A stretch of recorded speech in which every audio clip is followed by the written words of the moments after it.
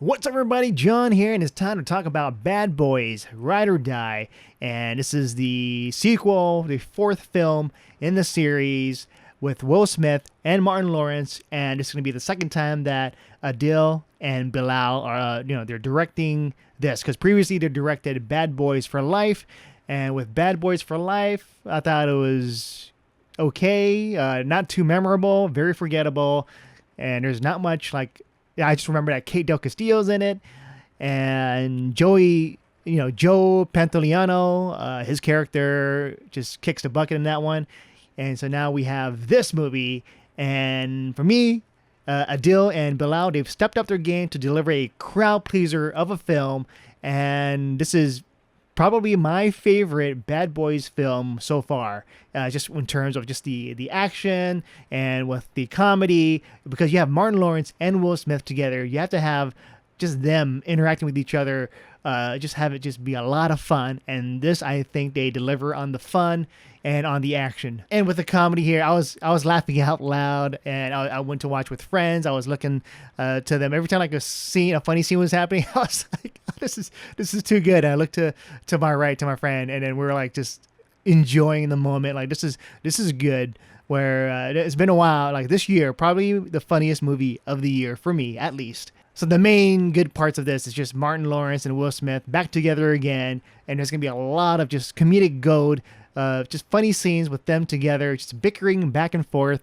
And also with this film, they have just new human flaws to deal with. And for Martin Lawrence, he almost dies, and he comes back, and he feels like he's Superman now, in terms of nothing's going to be able to stop him, that he feels like he's unstoppable, like nothing can kill him. So he's going to be, for example, walking on the streets, on a busy street. It's like, these cars won't hurt me.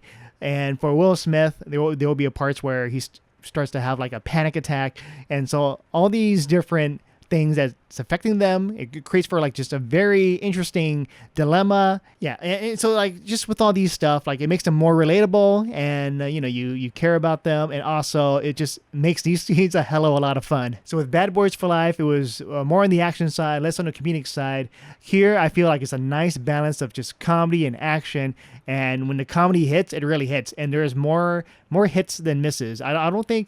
I think like every single comedic moment, I was like just having a ball, having a good time, and this movie just delivers on the laughs.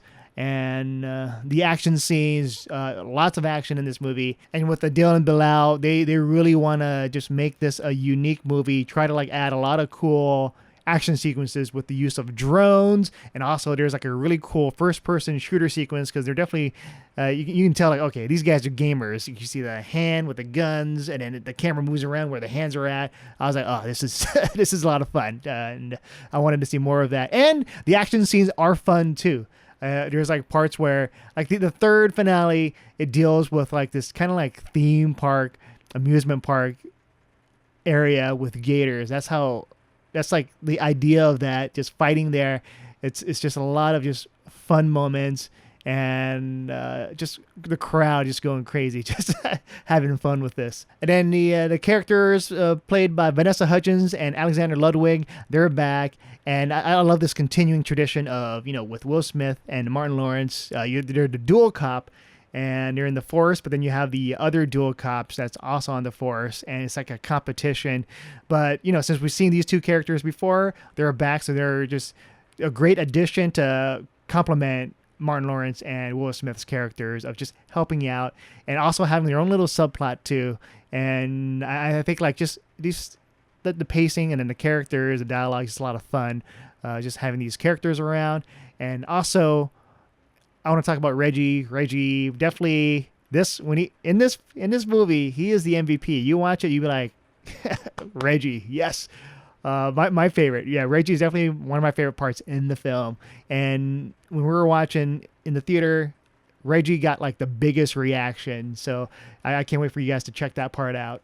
And I also really enjoyed the story, because it just continues on with just the previous stuff, especially with Joe Pantoliano, his death. And then also Armando is the estranged son for Will Smith's character. And so it adds to the drama, because Armando was like the person like, hey, he's one of the reasons why Joe, the captain, gets killed, and because of that, the captain's daughter is seeking vengeance. Like, if I find this Armando guy, I'm gonna kill him. But then it turns, it's Will Smith, Mike Lowry's son. So it creates a really interesting drama. And then you're watching this, and you feel for every character. Like, oh yeah, it makes sense. It makes sense why these things happen. And yeah, it's just good drama. Yeah, so there's a lot of cameos in this movie. One of them I want to mention, like Tiffany Haddish, she's in this, and then you also have John Sally, who's back as Fletcher, also like a fun little scene, and also other cameos that I don't want to reveal. Like, you watch it, you're like, of course. And yeah, there are many nods to the Bad Boys films, and this one has them, just plenty of them. And one I want to mention, just the moment where you see this in trailer with Will Smith and Martin Lawrence. The camera pans around them in slow-mo as they're standing up. I was like, this is just classic Bad Boys moment, or even like just something that, like, oh, this is like a Michael Bay film. Even though Michael Bay is not directing this, they're paying homage to Michael Bay and to Bayhem, because there's going to be explosions. And then you also have Johan Griffith, who's in this movie. And for those of you that are, fans of Fantastic Four, he played Mr. Fantastic.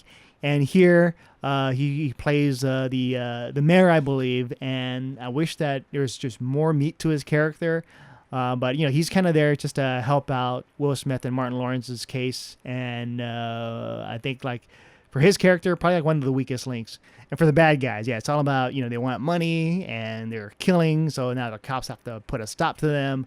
And for what for the small part that they have, like, they're in the background and you see them here and there doing their thing. It's still intriguing enough to just like see, like, okay, what are they doing? And then how is Will Smith and Martin Lawrence going to stop them? But what I liked about this, that is not too much focus on them. So you're focused more on just the thing that people love the most is watching Will Smith, Martin Lawrence, just how they interact with the characters, with the Miami PD, and with the family stuff and everything else that just revolves around them. Adil and Bilal, I think they did a fine job with making a Bad Boys movie that just has a lot of good action sequences.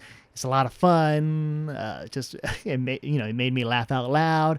And this is, I believe, my favorite Bad Boys movie by far. And I definitely recommend this if you're a Bad Boys fan. So let me know what your thoughts are on the comments below when you get a chance to watch this. With that said, I'm John, and I'll see you guys next time.